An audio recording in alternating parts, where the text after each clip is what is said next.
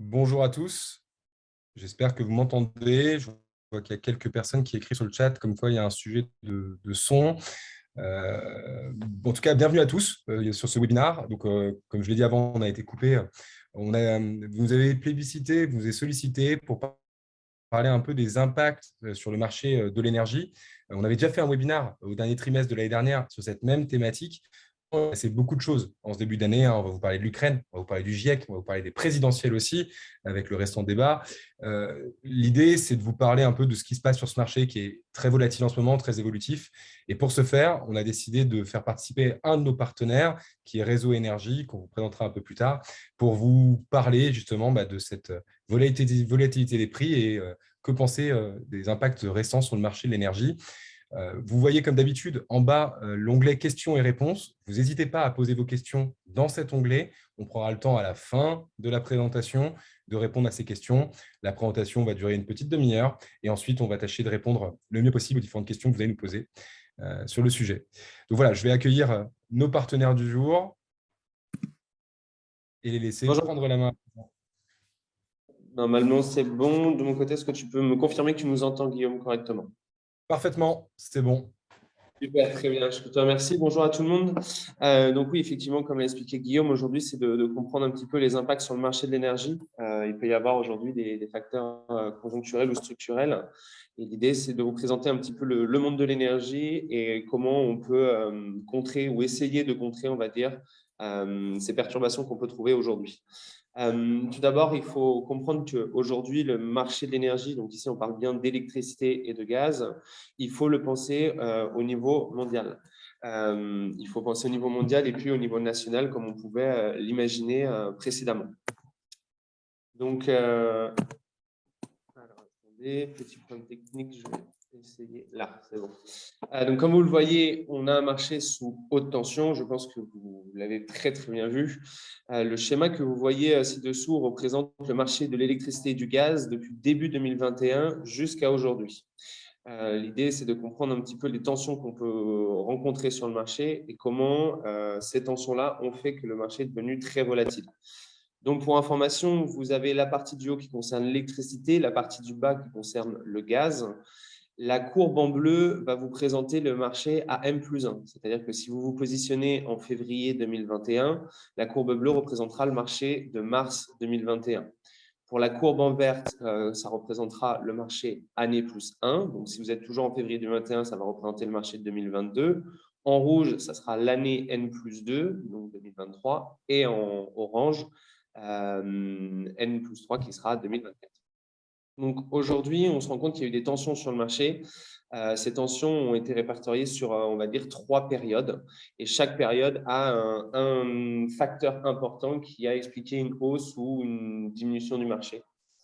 Si on prend la première période qui se passe sur la première moitié de 2021, de février à mai, on s'aperçoit qu'il y a 4 facteurs qui ont expliqué un petit peu des tensions sur le marché. Il y a eu une vague de froid. Alors ici, on pense bien à parler au niveau mondial, parce qu'effectivement, nous, en 2021, au niveau national, au niveau français, on n'a pas forcément été impacté énormément. On a eu une économie en Asie qui est repartie à la hausse, un variant Delta qui a été détecté en avril 2021 et l'ouverture du marché CO2 en mai 2021. Donc, ce qu'il faut comprendre, si on regarde cette première période, le marché est resté plutôt stable avec une légère augmentation. Maintenant, par rapport à un marché antérieur au Covid, on regarde quand même une évolution assez importante où on a pu passer du simple au double. Sur cette période-là, ce qui est le plus marquant, c'est l'économie en Asie qui est repartie à la hausse. Pour une simple et bonne raison, c'est qu'ils ont eu une sortie d'un confinement qui était très strict. Et donc, du coup, c'était bien pour eux. Maintenant, ils ont eu une forte demande en gaz et en électricité. Et aujourd'hui, il faut bien entendre que le gaz et l'électricité sont corrélés. Donc, lorsque le gaz augmente, l'électricité va augmenter. Et l'Asie, du coup, s'est retrouvée avec une demande assez importante en gaz. Et du coup, ils ont tiré la demande vers le haut. Et ils sont partis sur une politique un petit peu de ce qu'on peut appeler all cost, c'est-à-dire d'aller chercher tous les fournisseurs gaz ou tous les méthaniers à n'importe quel prix. Ce qui fait que sur le marché, on a eu une forte augmentation. Et donc, en Europe, lorsqu'on avait besoin de fournitures en gaz, notamment liées à des méthaniers, on a dû s'aligner au prix asiatique. Donc ça, c'est la première période avec vraiment le point d'orgue, on va dire, l'économie en Asie qui augmente. Donc ça, c'est la première période où sensiblement, on était plutôt linéaire avec des légères augmentations. La deuxième période va couvrir la fin 2021, on va dire, on va dire jusqu'à septembre 2021, où on a connu du coup les accords Nord Stream 2. Donc, pour rappel, le Nord Stream 2, c'est un gazoduc reliant la Russie à l'Allemagne pour alimenter au maximum l'Ouest, pour augmenter l'Europe de l'Ouest en gaz. Et il y a eu les maintenances réacteurs. Donc, ce qu'il faut imaginer, c'est que ce soit en électricité ou en gaz, vous imaginez une balance d'offres et de demandes. Si vous avez plus de demandes que d'offres, le marché va fortement augmenter. L'objectif de l'Europe, de la France et de tout pays dans le monde, c'est d'avoir une balance offre-demande à l'identique pour éviter des fortes volatilités du marché. En créant le Nord Stream 2 et en ayant les accords, donc c'est bien le Nord Stream 2 entre la Russie et l'Allemagne, mais les USA avaient mis un droit de veto sur ce Nord Stream 2. Et en juillet 2021, ils ont levé ce veto, ce qui a permis d'imaginer plus d'apports en gaz au niveau de la Russie en direction de l'Europe de l'Ouest. Et donc, ça nous permettait potentiellement d'imaginer un futur un peu plus stable avec une baisse de marché. Cependant, en septembre 2021, on a eu des maintenances réacteurs. Si on regarde l'électricité, effectivement, on a en France un parc nucléaire assez vieillissant et il y a des actions qui sont obligées d'être mises en place pour une question de sécurité. Et donc, du coup, on a eu une diminution de l'offre d'électricité. Donc, on a une demande qui reste similaire, voire qui augmente, puisqu'en septembre 2021, on arrive quasiment sur la période hivernale, donc il faut le prendre en compte. Sachez que l'hiver commence en novembre de chaque année. Donc, ça induit une légère augmentation. Donc, si on regarde jusqu'à septembre 2021, on était plutôt sur une tendance haussière, mais relativement correcte, même si on ne connaissait pas des marchés comme ça avant le Covid, bien entendu. Là où on a eu une grosse augmentation, c'est depuis septembre 2021, donc c'est la troisième période dite plutôt de conflits et de tensions géopolitiques, avec, on va dire, 4 grands points d'orgue, qui va être commencé en novembre 2021 avec les premières tensions Russie-Ukraine. Et du coup, la première victime de ces tensions-là est la réalisation du Nord Stream 2, où les tensions entre la Russie et l'Ukraine ont tendu aussi les relations entre la Russie et l'Europe, et notamment sur ce projet de Nord Stream 2. Ça s'est augmenté lors de la menace de la Russie en décembre 2021. Et ça c'est donc du coup là, on a connu une forte hausse du marché.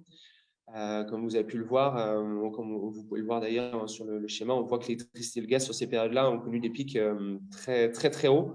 Et on était un peu dans le flou. Par chance, les tensions et les menaces commençaient à se calmer jusqu'à février 2022, où malheureusement la Russie et l'Ukraine sont rentrées en guerre. Et là, on repart sur un pic d'instabilité au niveau de l'énergie, que ce soit en termes de consommation de gaz et d'électricité.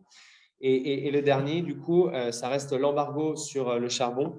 C'est la dernière annonce qui a été faite où la France a décidé, et certains autres pays d'ailleurs, d'arrêter leur consommation de charbon au niveau de la Russie, leur importation de charbon au niveau de la Russie. Donc, il faut savoir que si on élimine le charbon dans le gaz et l'électricité, il va falloir trouver un autre fournisseur et donc, du coup, des nouveaux prix. Donc, en termes de spéculation, on ne sait pas trop où on va aujourd'hui sur le marché du gaz et l'électricité. On est encore sur des hausses en ce moment. Donc voilà, toutes ces tensions montrent bien une volatilité du marché. Et encore aujourd'hui, la problématique qui se rend compte, c'est que si on part sur une balance offre-demande, on s'aperçoit qu'il y a plus en plus de demandes qui peuvent être liées à plusieurs facteurs, reprise économique, température ou même conflit géopolitique. Malheureusement, l'offre, elle, diminue. Donc aujourd'hui, on est sur un marché très instable, ce qui nous conduit à voir la slide suivante sur les raisons de la volatilité. Donc, par rapport à ce que j'ai présenté précédemment sur les tensions, il va y avoir un impact du coup sur l'offre, donc problème d'approvisionnement, donc les incidents et les maintenances, comme on a pu vous le présenter précédemment. Donc là, on s'aperçoit que c'est un facteur qui va diminuer l'offre en énergie, aussi bien en gaz ou en électricité. Ensuite, on va avoir l'échec du projet gazoduc Nord Stream 2. Donc aujourd'hui, c'est clairement un échec parce qu'il est à l'arrêt et je ne pense pas que ça va reprendre de sitôt tant que le conflit Russie-Ukraine sera encore présent. Ce projet-là va être fini. Je pense qu'il ne reprendra pas. Donc là, encore une fois, ça va diminuer l'offre parce qu'effectivement, avec ce projet de gazoduc, on pouvait espérer plus d'importation de gaz.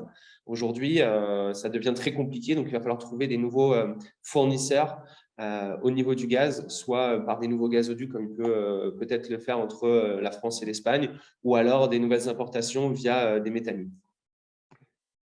Ensuite, il y a la succession des crises géopolitiques en Europe de l'Est, donc qui relie un peu les problèmes d'approvisionnement et l'échec du projet gazoduc, qui a clairement refroidi encore plus le nombre d'offres qu'on peut proposer.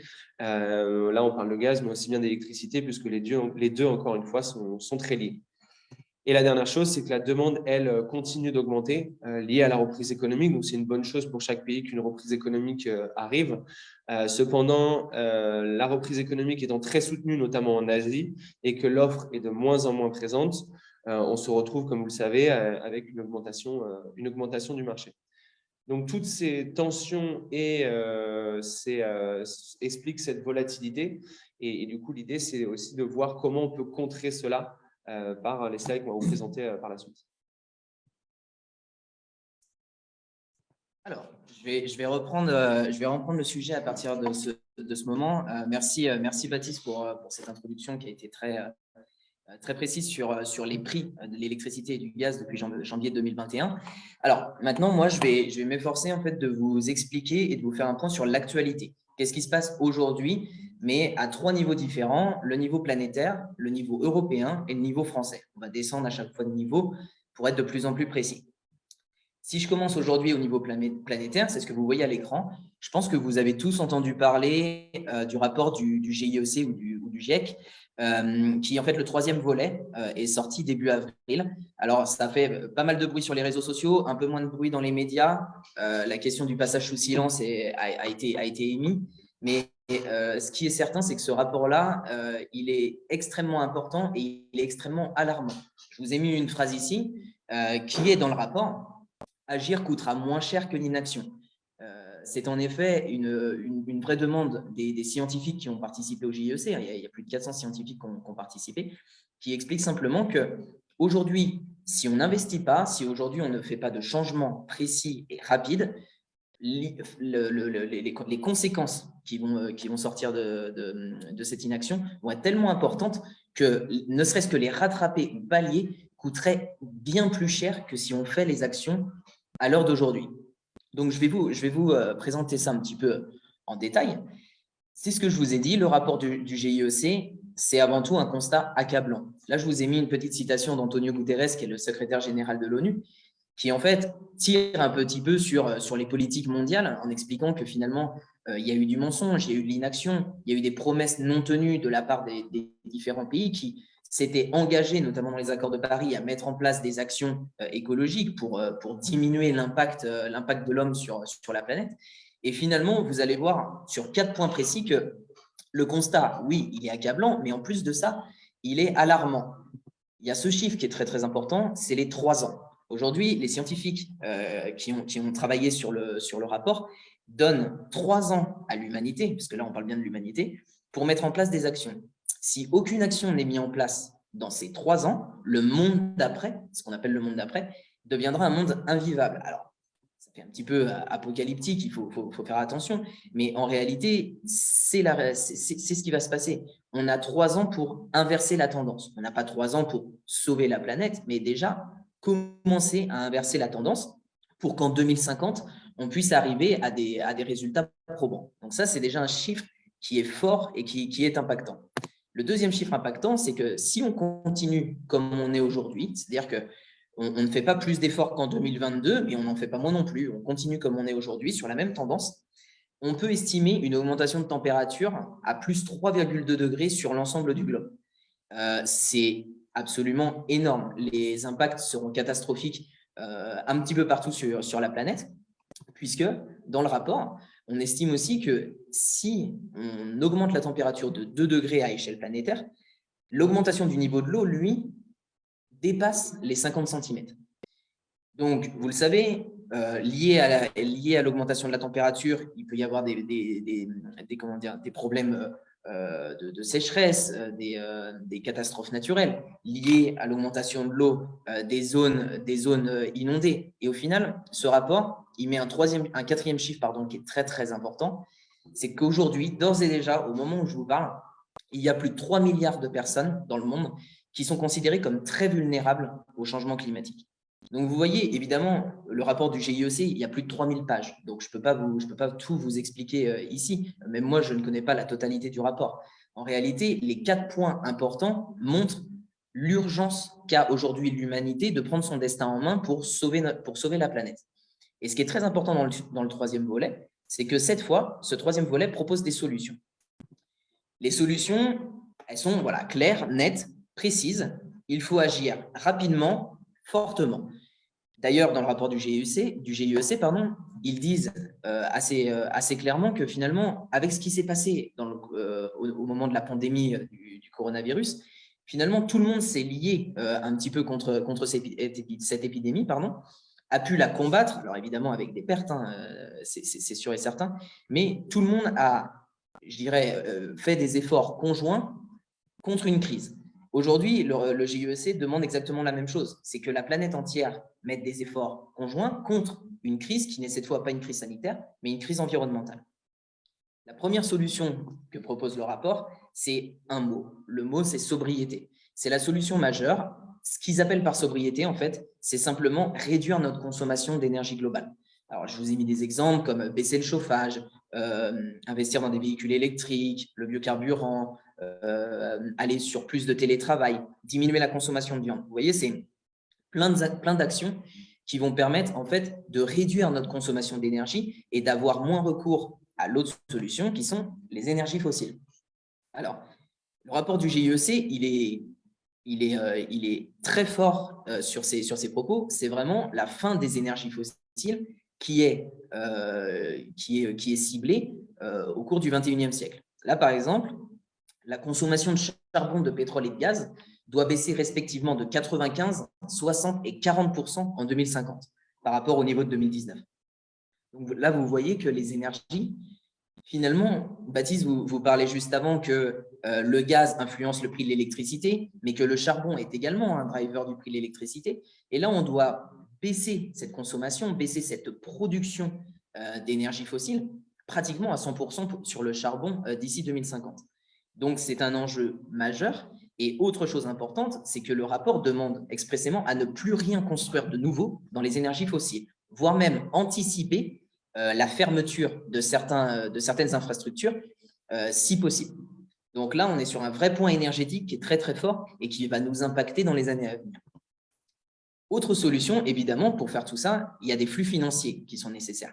Alors, ce qu'il faut savoir, et ce qui est assez paradoxal, c'est que les flux financiers sont là. C'est-à-dire l'enveloppe globale, je dirais, elle est bien présente à l'échelle planétaire. Maintenant, aujourd'hui, c'est mal ventilé, ces flux financiers. Et je dirais que le doigt a été mis sur le problème par le rapport, notamment du fait qu'en fait, il y a une grande majorité des financements privés et publics qui sont encore à destination des énergies fossiles, ce qui est assez paradoxal avec le fait qu'on veut aller vers une fin des énergies fossiles. Donc, reventiler ces flux financiers, notamment à destination aussi des pays en voie de développement, des pays développés, faire en sorte que tout le monde puisse y trouver son compte.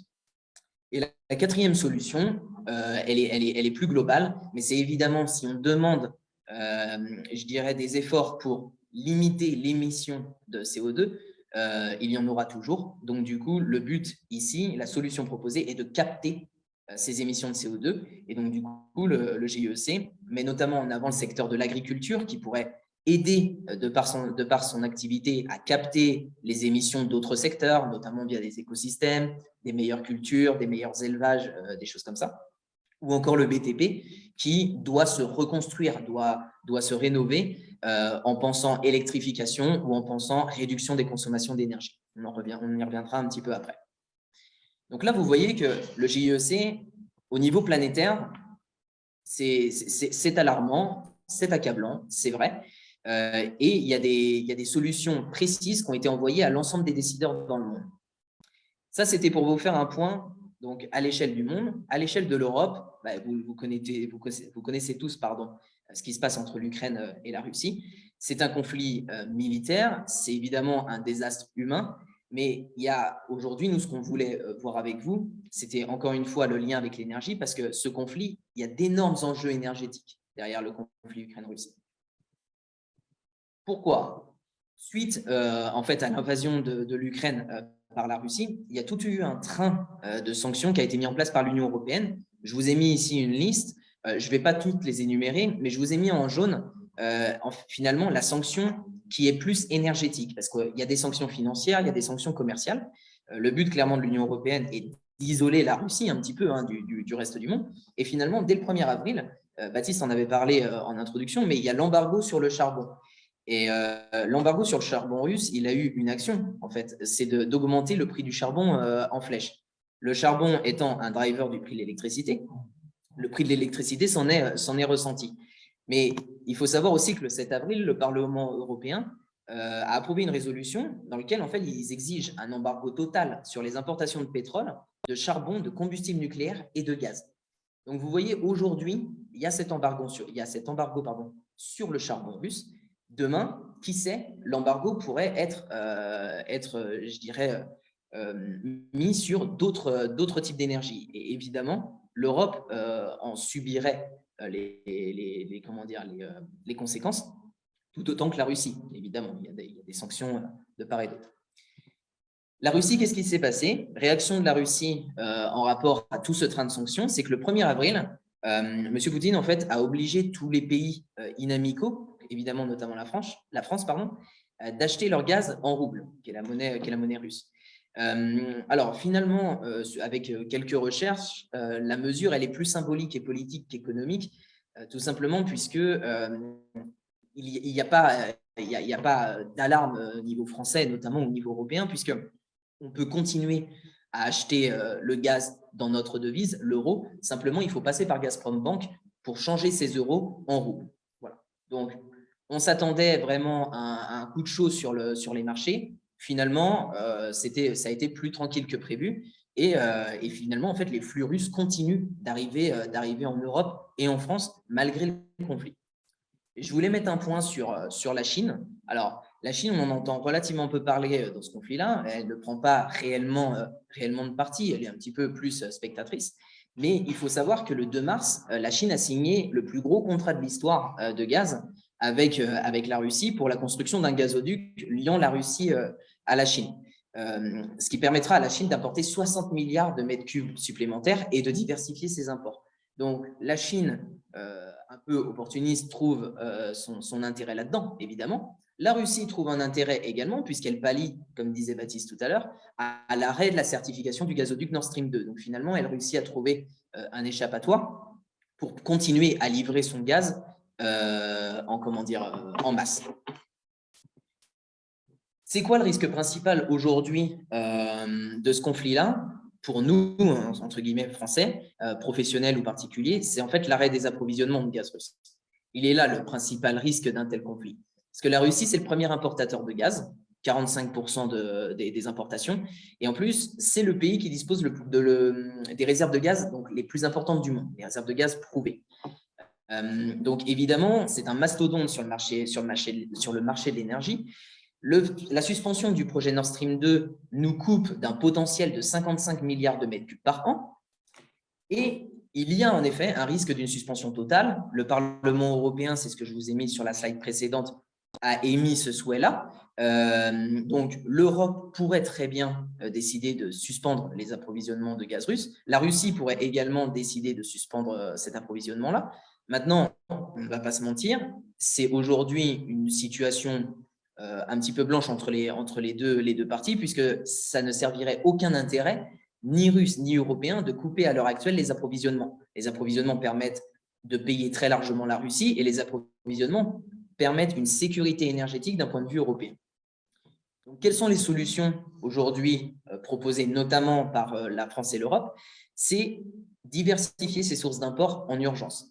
Par exemple, l'Allemagne a relancé le projet de terminaux méthaniers. Alors, les terminaux méthaniers, pour vous expliquer très rapidement, tout ce qui passe par gazoduc, donc ça va être du gaz classique sous forme gazeuse, évidemment, mais tout ce qui passe par terminaux méthaniers, donc par méthanier, pardon, les bateaux, c'est du gaz liquéfié, donc du gaz naturel liquéfié, ce qu'on appelle le GNL. Ils sont sous forme liquide transportés dans des bateaux. L'avantage, c'est que du coup, on peut acheter auprès de l'ensemble des producteurs mondiaux. On n'a plus besoin de construire un gazoduc pour acheminer le gaz. Le problème, c'est qu'il faut regazéifier ce gaz liquéfié pour l'injecter dans notre réseau de transport national. Donc, l'Allemagne, par exemple, a mis en place un projet de construction de 2 terminaux méthaniers. La France en compte 4 à l'heure actuelle et souhaite en construire un autre. Ce serait un terminal méthanier mobile, d'ailleurs. Donc, on sent qu'il y a des solutions qui sont trouvées de ce côté-là. Il y a la reprise du projet Baltic Pipe entre le Danemark et la Pologne qui avait été arrêté pour cause environnementale et qui finalement reçoit une dérogation suite à la situation en Ukraine et en Ukraine. Donc, plusieurs solutions qui sont trouvées, notamment, pourquoi pas imaginer de nouveaux accords avec des pays comme l'Algérie ou avec l'Espagne qui fournissent en fait une partie du gaz de l'Union européenne via des gazoducs. Donc, vous voyez, ça, c'est la première solution, diversifier ses sources d'import. La deuxième solution, on en a déjà parlé, c'est diminuer sa consommation en gaz. Par exemple, accélérer le remplacement des chaudières à gaz par des pompes à chaleur, accélérer les améliorations de l'efficacité énergétique dans les bâtiments, industries, encourager les particuliers à diminuer temporairement la température de 1 degré. Ça peut paraître des petites actions, mais finalement, ça diminue grandement notre besoin en gaz. Donc, du coup, vous voyez que ces solutions vont aussi avoir un impact sur ce qui va se passer dans le monde de l'énergie. Si évidemment, on souhaite diminuer notre consommation, il va falloir se tourner vers des travaux d'économie d'énergie, vers des subventions, je pense notamment aux certificats d'économie d'énergie, etc. Donc, il y a toute une prise de conscience de la part des particuliers, mais également de la part des professionnels pour, je dirais, amorcer une transition énergétique et participer en tout cas à la souveraineté énergétique de la France et de l'Europe. Donc voilà pour le conflit. Évidemment, je vais assez vite pour qu'on puisse finir dans les temps. Ça pourrait être aussi l'optique d'un webinaire entier, un type de conflit comme ça. Mais maintenant, je voulais me focaliser un peu plus sur la France à notre niveau. Alors évidemment, vous êtes au courant, on est en pleine élection présidentielle. On vote dans 3 jours. Il y a eu le débat présidentiel hier. Donc finalement, il y avait une question que je trouvais assez légitime, c'est est-ce que l'énergie est vraiment au cœur des élections à venir? On a vu que c'était un des sujets d'inquiétude les plus importants des Français, que ce soit professionnel ou particulier. La précarité énergétique est redevenue un sujet aujourd'hui dans notre pays. Donc aujourd'hui, je ne vais pas rentrer dans un débat politique, ce n'est pas du tout le lieu. Le lieu ici, c'est surtout de vous énumérer les points des programmes des 2 candidats. Alors, si je commence par M. Macron, c'est du nucléaire et de l'éolien, très globalement ce qu'il propose. Donc, par exemple, M. Macron propose de créer des nouveaux EPR, développer des mini-réacteurs nucléaires. Donc là, on est vraiment sur le parti nucléaire, c'est développer cette source d'énergie qui, en plus, a gagné la taxonomie verte il y a relativement peu de temps auprès de l'Europe. Mais M. Macron souhaite aussi miser sur les énergies renouvelables, alors le solaire et l'éolien, en multipliant par 10 la puissance solaire et en construisant 50 parcs éoliens en mer. Donc là, on se rend compte que le développement des énergies renouvelables va dans le sens du rapport du GIEC que je vous ai présenté précédemment. Évidemment, et ça va être commun aux deux candidats, on souhaite réduire notre dépendance en termes d'import de gaz. Ça paraît logique et ça paraît être l'urgence en ce moment. Et M. Macron souhaite changer la formation du prix de l'énergie au niveau européen, notamment celui de l'électricité, puisque aujourd'hui, l'électricité est indexée au niveau européen sur le prix du gaz. J'y reviendrai un tout petit peu après, mais du coup, c'est très important ce point-là. Évidemment, en termes de transition énergétique, rénover 700 000 logements par an, investir 50 milliards d'euros par an jusqu'en 2027, c'est aujourd'hui ses promesses, en tout cas, de son programme. De l'autre côté, pour Mme Le Pen, c'est du nucléaire. Ils se rejoignent complètement sur ce point-là. Par contre, c'est la fin de l'éolien. C'est-à-dire que Mme Le Pen souhaite relancer la filière nucléaire, construire des réacteurs de 4e génération, réouvrir notamment la centrale de Fessenheim qui avait été fermée par M. Macron en 2020. Donc, j'ai envie de dire qu'elle fait du nucléaire son fer de lance énergétique. Par contre, pourquoi la fin de l'éolien? C'est que Mme Le Pen et son parti ne croient pas dans l'énergie verte qui découle de l'éolien. Et donc, du coup, elle souhaite donc arrêter les projets et démanteler progressivement les parcs existants tout en suspendant les subventions liées. Donc, vous voyez deux candidats avec des idées forcément très éloignées, mais qui se rejoignent quand même sur un point, c'est le nucléaire, qui se rejoignent sur un autre point, réduire la dépendance de la France énergétique, retrouver la souveraineté nationale en tout cas, ou européenne par rapport à l'énergie, et puis se détacher du mode de calcul européen. Justement, en France, je vous en parle, c'est quoi la situation à l'heure actuelle au moment où on parle? On va avoir 4 points. Le premier, c'est le stockage en France. Alors, je vous parle beaucoup de gaz, évidemment, vous avez dû le remarquer, tout simplement parce qu'en fait, l'électricité est très liée au gaz, intimement liée même. Donc, ce qui impacte le gaz impacte forcément l'électricité.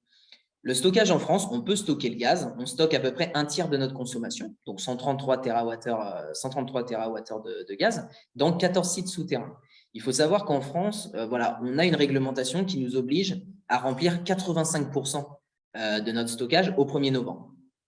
Et pourquoi je vous en parle? C'est qu'en fait, on a commencé cette période de remplissage. Le début de la période de remplissage est globalement mi-avril, et aujourd'hui, on est à 22% de remplissage de stock. Pourquoi c'est maintenant le début de la période de remplissage? C'est qu'en fait, on est à la fin de l'hiver gazier.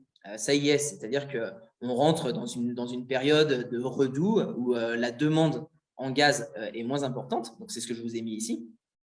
On commence du coup à remplir les stocks vu qu'on a moins besoin de consommer. L'offre, elle est toujours importante. C'est ce que je vous ai dit, on reçoit toujours beaucoup de gaz de la part de la Russie, de la Norvège, de l'Algérie, des méthaniers qui arrivent sur nos côtes. Mais notre demande, elle est en baisse avec la hausse progressive des températures. Donc, à partir de ce moment-là, on peut stocker, on peut en mettre de côté pour l'hiver prochain et sécuriser notre approvisionnement de l'hiver fin 2022, début 2023. Et surtout, il y a des prix qui sont plus intéressants à partir de maintenant qu'en plein hiver.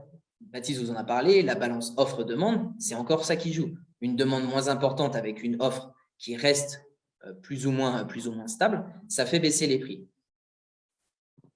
Le point sur lequel je voulais aussi porter votre attention, c'est le mode de calcul de l'énergie aujourd'hui, notamment de l'électricité. Pourquoi M. Macron et pourquoi Mme Le Pen souhaitent revoir ce mode de calcul ou carrément sortir de ce mode de calcul? C'est qu'en fait, l'énergie en France, l'électricité notamment, est calculée sur le modèle européen et donc elle est indexée sur le gaz. On calcule l'électricité en fait en fonction de la dernière unité de production, la moins rentable, qui doit être utilisée. En l'occurrence, c'est le gaz. Donc, si le gaz augmente, l'électricité augmente. Et c'est un problème qui a été soulevé par plusieurs personnages politiques depuis des mois, puisqu'on a une quasi-autonomie française sur notre production électrique, avec des prix notamment liés au nucléaire qui sont relativement bas. En tout cas, les coûts de production sont beaucoup plus bas que les prix de marché que vous a présenté Baptiste en introduction. Mais aujourd'hui, on ne peut pas vendre au prix que l'on souhaite, puisqu'on doit se calquer sur le modèle européen et donc avoir un prix qui est fortement impacté par le gaz, qui lui subit des augmentations historiques. Donc, l'électricité s'en est ressentie également. Donc, vous voyez, ce mode de calcul qui était pas forcément extrêmement impactant il y a quelques années au vu des prix, devient aujourd'hui un vrai problème. Et le dernier point sur lequel je voulais voir avec vous, c'est finalement la CAR, ce qu'on appelle la consommation annuelle de référence. C'est encore une fois lié au gaz, notamment vous, dans vos entreprises, si vous consommez du gaz, vous avez une CAR. Elle est actualisée au 1er avril de chaque année. C'est très simple. En fait, avant le 1er avril, donc là, quand on était en mars, votre consommation annuelle de référence, elle était calculée sur les années 2018, 2019 et 2020. À partir du 1er avril, donc en début de mois, elle est calculée sur les années 2019, 2020 et 2021. Du coup, de ce fait, votre consommation, elle a forcément changé, soit à la hausse, soit à la baisse, sachant que du coup, ça prend en compte cette fois des années Covid. Donc, nous, c'est vrai qu'en tant que professionnels du monde de l'énergie, ce qu'on vous conseille de faire, c'est au moins faire une étude tarifaire au vu de vos nouvelles consommations en gaz. Donc, voilà pour ma partie. Voilà pour la raison pour laquelle on a aujourd'hui parlé du monde, de l'Europe et de la France. Voilà l'état des lieux de la situation énergétique dans laquelle on se trouve. J'espère avoir été assez clair. Et je pense que maintenant, je laisse la parole à Guillaume qui va parler plutôt de la maîtrise du budget énergétique, notamment via la solution Citron. Oui, bonjour. Enfin, merci en tout cas, William, pour cette synthèse. Vraiment, c'était intéressant ce travail justement de synthèse à la maille mondiale, européenne, puis française. C'est intéressant de parler à tout le monde d'avoir les idées au clair. Par contre, c'est sûr que c'est un peu pas apocalyptique, mais c'est vrai que quand on voit tout ça, c'est peut-être un peu anxiogène. Du coup, on va finir sur une note un peu positive, s'orienter plus sur les solutions qui s'offrent à nous face à cette hausse de l'énergie qui, à date, est inéluctable. Et on va vous parler justement de comment on peut maîtriser ce budget énergétique. Je vais essayer de faire assez vite pour vous laisser du temps de nous poser des questions. N'hésitez pas à les poser. Il n'y a que 3-4 questions qui sont posées dans le Q&R que vous avez en bas. Donc, on va y répondre, mais n'hésitez pas à en poser davantage. Je te laisse passer le slide, s'il te plaît, William. Donc, juste, c'est des basiques, évidemment, mais c'est de reprendre le principe de sobriété qui est de dire que la meilleure énergie, ça demeure celle que l'on ne consomme pas. Effectivement, donc là, c'est une évidence. On reprend le schéma négawatt que vous voyez à gauche avec tous les sujets autour de la sobriété d'abord, mais aussi de l'efficacité énergétique, puis des énergies renouvelables qui vont permettre de réduire les émissions de gaz à effet de serre d'une part, évidemment, mais aussi d'avoir un budget plus maîtrisé puisqu'on devient moins dépendant de l'énergie. On a des systèmes de production plus optimisés, plus performants et on produit localement à travers des énergies renouvelables qui peuvent nous permettre d'autoconsommer et donc finalement d'avoir plus d'indépendance sur la thématique énergétique. Donc, je vais passer assez vite ce slide pour être dynamique. Globalement, ce qu'on voit, c'est que le contexte demeure favorable. Vous en êtes tous conscients et partie prenante. Il y a une prise de conscience écologique qui favorise les réflexions autour des sujets de transition énergétique. Il y a les enjeux aussi autour de la marque, l'image de marque et même de la marque employeur. Il y a des statistiques assez intéressantes sur les entreprises qui sont plus engagées dans la thématique environnementale pour recruter, avec une jeune génération en quête de sens et pour qui c'est devenu un vecteur de choix important. Nous, on le constate très personnellement chez Citron, on a beaucoup de candidats liés à notre métier même dans la transition énergétique, ce qui est plutôt un point très, très positif. Et donc, ça se retranscrit aussi par un contexte réglementaire qui, là aussi, est favorable et oriente vers la mise en œuvre de la transition énergétique. On pense à la loi mobilité, à toutes ces actions autour de la mobilité douce, qui en grande partie représentent une électrification des flottes, qui est en cohérence aussi avec le programme d'électrification en France et du nucléaire associé. On a le décret tertiaire dont on vous parle régulièrement chez Citron, qui, pour la première fois, c'est important, légifère sur les bâtiments existants. On a beaucoup légiféré sur les bâtiments neufs à travers la RT 2012 d'une part et ensuite la RG 2020, la 2020. Aujourd'hui, on va légiférer sur le plus gros poste de consommation qui sont les bâtiments existants de plus de 1000 m² dans un premier temps. Mais vous savez que la Convention citoyenne a évoqué l'idée de passer à 500 m², donc on peut s'attendre à un élargissement de ce dispositif à terme, à un parc plus important. Et enfin, le décret BAX, dont vous avez un peu moins entendu parler, parce qu'il est à horizon 2025, mais finalement, c'est sous les 3 ans qu'on a évoqué, qui va rendre obligatoire pour bien des sites le pilotage des installations via la mise en place de gestion technique du bâtiment pour justement mieux réguler les besoins en énergie au sein d'un bâtiment. Donc, tous ces facteurs rendent un contexte globalement favorable à une baisse des consommations et à aller vers une transition énergétique en France.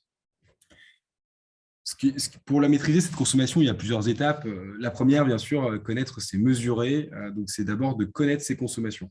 Donc, la mise en place d'outils qui vont permettre de monitorer et de connaître ce que vous consommez aujourd'hui. Il vous faut une photo, un état des lieux initial pour savoir d'où vous allez partir en termes de consommation, être capable de cartographier vos consommations sur votre patrimoine. Donc ça, c'est une première étape. Il existe aujourd'hui du coup des EMS, Energy Management System, qui permettent de le faire de manière facile, quand bien même vous n'auriez pas encore mis d'objets communicants. Rien que sur la base de vos factures d'énergie et des données de vos distributeurs, on est capable déjà d'entamer une cartographie de vos consommations et même de l'énergie management à travers les top 10 minutes, par exemple, et donc les données distributeurs.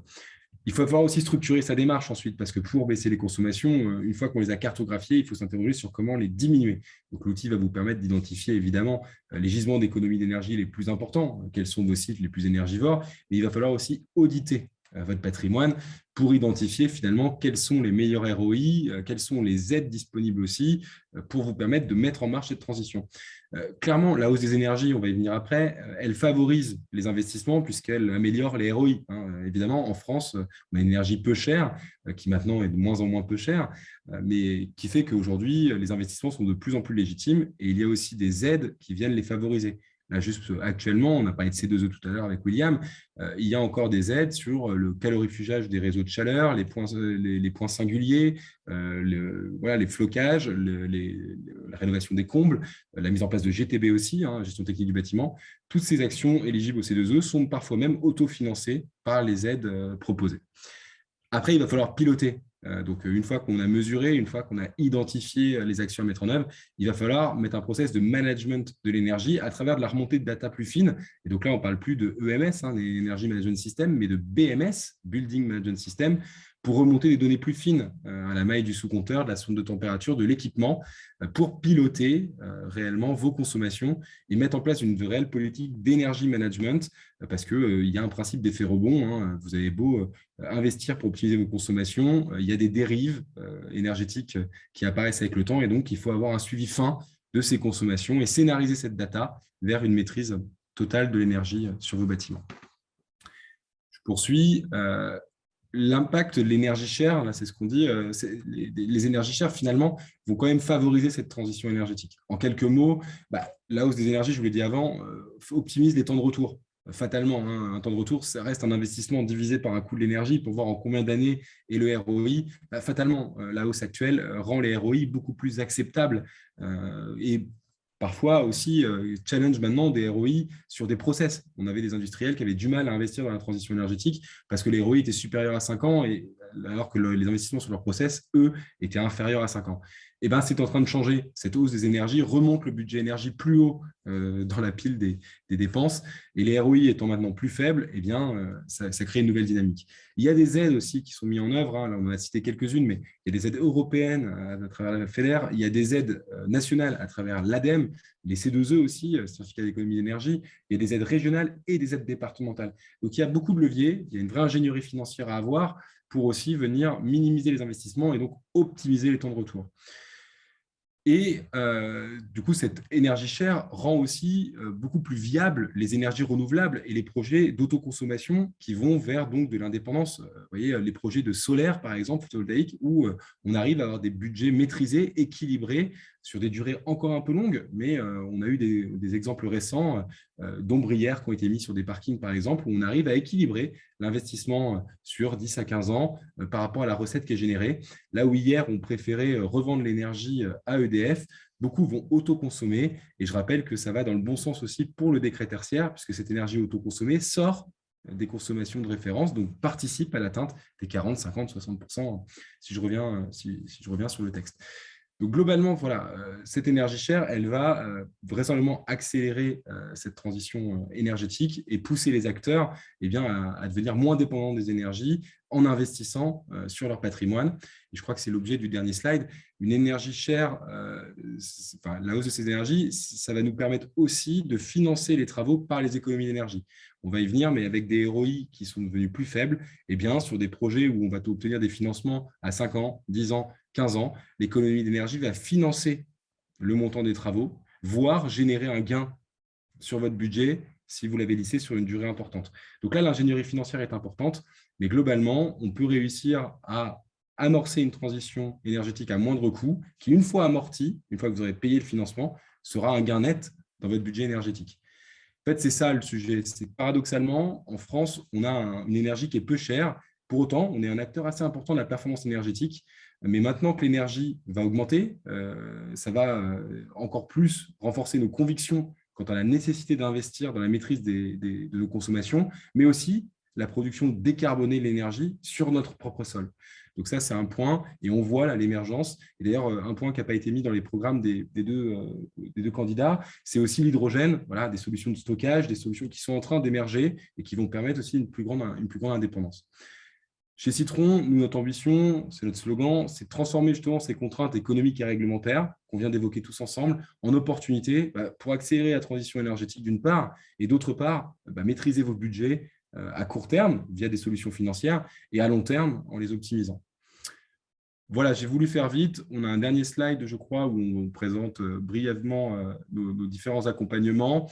On va les présenter très vite si c'est possible, William, puisqu'après, il va nous rester très peu de temps pour les questions-réponses. Oui, ça va être très rapide, hein, Guillaume, ne t'inquiète pas. L'idée, voilà, c'est par rapport à tout ce qu'on a dit, de comprendre qu'aujourd'hui, être accompagné et bien accompagné est un élément et un facteur important pour justement diminuer ses consommations et ses coûts énergétiques. Comme a pu le ressortir Guillaume, hein, mesurer, structurer, piloter, dans le même cadre, nous, on négocie, pilote et optimise. Comment ça fonctionne? Négociation, c'est de la renégociation de contrat pure et dure. L'idée, c'est de suivre le marché pour vous et de regarder à quel moment on a une fenêtre de tir pour essayer d'avoir la meilleure tarification. Malheureusement, aujourd'hui, on n'est plus sur des prix comme à l'époque, hein, sur tout ce qu'on a présenté avant. Donc, l'idée, c'est de comprendre comment évolue le marché et à quel moment je dois renégocier mes contrats justement pour aller chercher le meilleur prix et donc la moins grosse augmentation.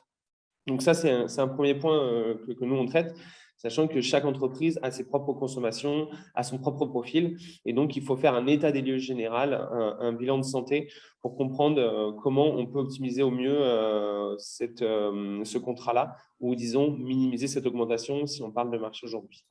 Ensuite, on va optimiser. Donc, comme a pu expliquer Guillaume, hein, l'optimisation va passer par des audits et potentiellement des travaux de la valorisation de C2E. Donc, l'idée, voilà, c'est l'état des lieux existants et de mettre en place un plan d'action via un audit qui est réalisable très simplement. À la suite de ça, il va falloir réaliser les travaux et via ces travaux, vous pouvez valoriser des C2E. C'est-à-dire que vous pouvez faire des travaux avec une aide d'État qui s'appelle les certificats d'économie d'énergie. Donc ça, c'est la partie optimisation et le pilotage, du coup, qui est en relation avec ce que nous expliquions avec Guillaume tout à l'heure. Le management de l'énergie, comprendre si les actions que nous mettons en place ont un réel impact sur nos consommations, sur nos factures. Donc aujourd'hui, le complément réseau Citron est très bon puisqu'il y a des actions qui sont mises en place de part et d'autre qui vont vous permettre de manager au mieux vos consommations et avoir un accompagnement de professionnels est la meilleure des choses aujourd'hui. Clairement, on est dans une période très difficile énergétiquement parlant. Maintenant, il y a des actions à mettre en place pour une partie économie, donc réduire au maximum sa facture d'énergie, mais d'un autre côté aussi pour agir pour la planète, qui est un élément majeur aujourd'hui. Et je pense que du coup, la dernière slide, Guillaume, te concerne. Si tu veux peut-être faire, même si je pense que tout le monde te connaît très bien, peut-être faire une brief dessus, comme tu le souhaites. Non, je pense que tout le monde nous connaît bien. Donc, voilà, vous le savez, on vous accompagne dans justement la cartographie de vos consommations, la digitalisation aussi de votre patrimoine technique à travers les jumeaux numériques. On vous accompagne aussi dans vos audits instrumentés pour déterminer vos schémas directeurs énergie et donc prioriser les investissements les plus intéressants en termes de temps de retour, en termes de subventions disponibles. Et on vous accompagne de manière globale dans cette thématique du décret tertiaire qui impacte bon nombre d'entre vous. Et on a de belles références évidemment sur ce sujet. On est clairement identifié sur le marché. On a donc des premières questions qui arrivent. Là, j'en ai reçu une, moi, en direct sur la biomasse. Effectivement, moi, je vois, il y a quelques années, on ne préconisait, enfin, les acteurs hésitaient à partir sur du chauffage bois parce que le gaz n'était pas cher. Et c'est un très bon exemple. Là, il y a énormément de dossiers qui sont déposés à l'ADEME pour passer au bois. En fait, la période qu'on vit a rappelé à tout le monde la volatilité des énergies et qu'il était important, effectivement, de maîtriser ses consommations et donc d'investir et donc de mettre en place des projets biomasse, par exemple. Donc, j'ai une question en direct là, qui m'a été envoyée par mail. Est-ce intéressant de passer à la biomasse? Est-ce que c'est moins volatile? Va-t-on avoir une même tension sur ces sujets-là? Oui, c'est intéressant parce que c'est subventionné, parce qu'il y a une volatilité bien moindre sur la biomasse. Par contre, ça reste un sujet d'offre et de demande. Il faut s'attendre aussi à ce qu'il y ait à terme une tension sur un marché qui va être de plus en plus demandé. Mais aujourd'hui, l'augmentation du bois est assez linéaire, assez récurrente, donc assez sécurisante. Il n'y a que 7 questions, donc je vous invite à poser les questions maintenant pour les dernières minutes qui nous restent. Il y avait une première question, si on avait une version en français du rapport du GIEC. Alors, je parle sous votre contrôle, messieurs, vous avez peut-être plus de connaissances que moi, mais à ma connaissance, il n'y a pas de version officielle. Il y a quelques traductions qui ont été proposées d'extraits. Après, il est extrêmement gros, ce rapport, donc je ne pense pas qu'il y ait une traduction française de son intégralité. C'est un rapport de plus de 3000 pages, comme tu le dis, donc c'est énorme. c'est évidemment rédigé en anglais. Après, ce rapport de 3000 pages a été résumé une première fois dans un rapport, je crois, de 140 pages. Donc, c'est un bon gros résumé, hein, du coup. Et ensuite, ce résumé de 140 pages est de nouveau résumé dans en fait un dossier qui est à destination des décideurs. Donc, je parle des décideurs politiques, mais également des décideurs, je pense au monde de l'entreprise, en fait, tout simplement. Et c'est un rapport de 40 pages, donc qui est en effet en anglais officiellement. Mais ce qui est sûr et certain, c'est que vous pouvez retrouver un petit peu partout sur Internet des sites qui soit reprennent exactement le rapport du GIEC en français et vous expliquent les tenants et les aboutissants, soit des sites très intéressants qui vulgarisent cette information, qui la rend facilement compréhensible pour tout le monde et qui met surtout en avant un constat et des solutions. Donc, là-dessus, il n'y a aucun problème. Il y a plein de sites qui, depuis le 1er avril, discutent et analysent ce rapport. Il y a une question où on vous demande si vous tablez bien sur une baisse des coûts en 2023. Alors, c'est toujours la question un peu piège.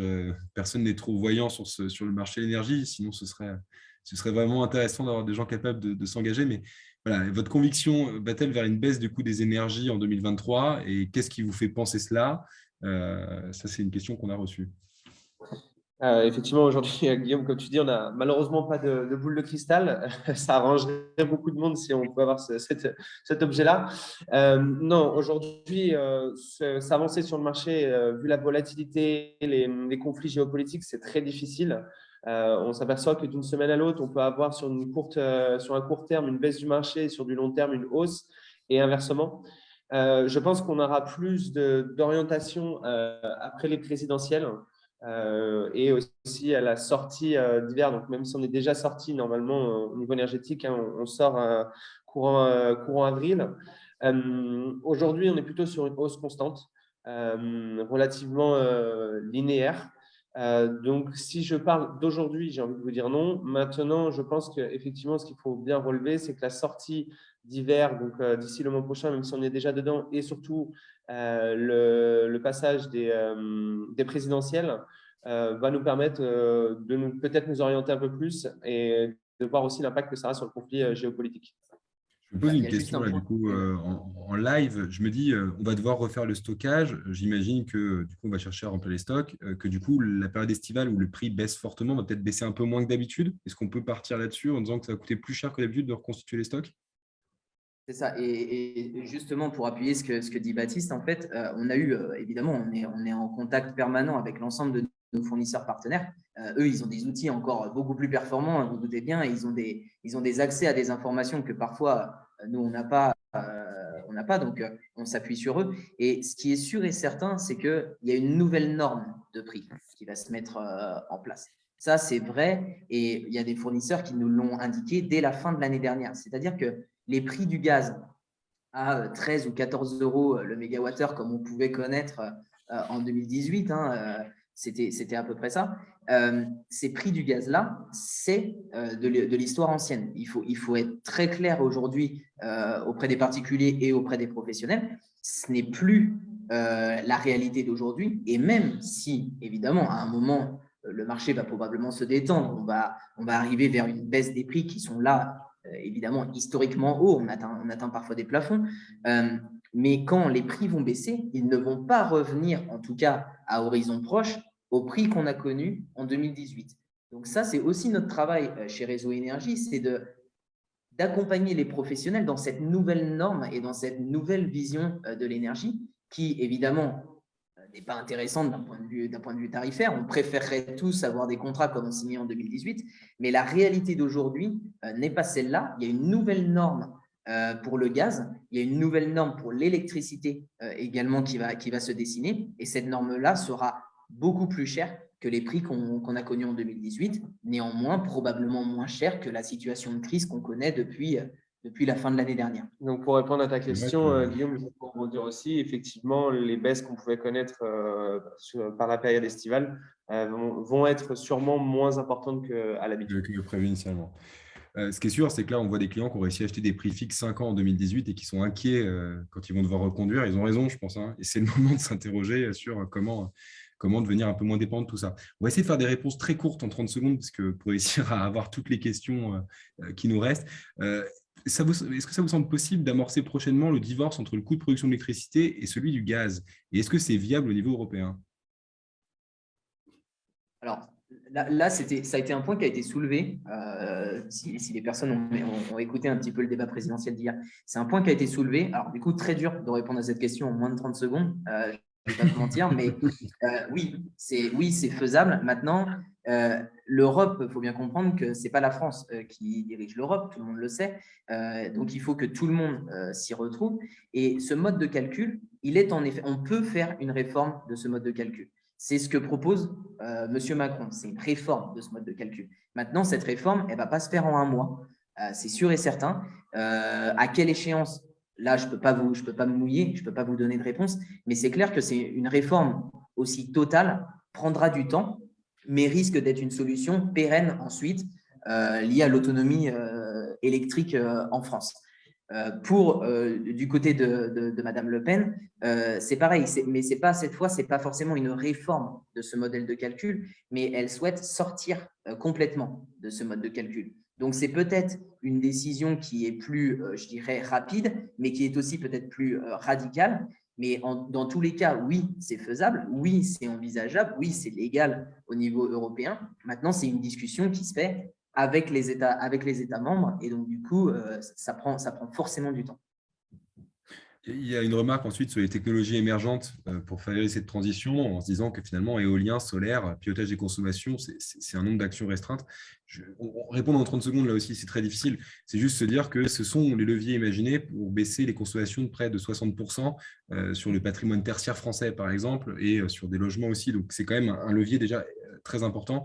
Les autres solutions qu'on voit émergentes, alors on a parlé tout à l'heure de captation de CO2, enfin, il y a des solutions par rapport au réchauffement climatique, mais sur la transition pure, ça va être les sujets liés au stockage. On commence à savoir stocker la chaleur estivale pour la restituer l'hiver, stocker le froid hivernal pour la restituer l'été. J'ai évoqué très brièvement l'hydrogène qui va permettre aussi de stocker de l'énergie solaire pour la restituer en électricité au moment où on a besoin de la dépenser. Le stockage est évidemment un grand espoir. Aujourd'hui, on a des difficultés à stocker l'énergie, mais ça permettrait effectivement, face à ces énergies renouvelables qui ont le défaut de l'intermittence, d'avancer plus vite.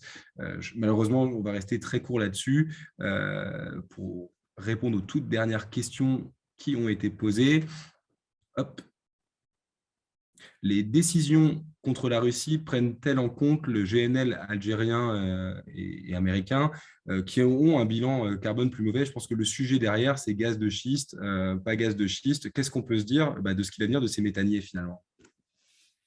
Oui, alors en effet, le GNL, c'est une solution qui pallie à, en effet, notre besoin d'approvisionnement. Ça, c'est sûr et certain.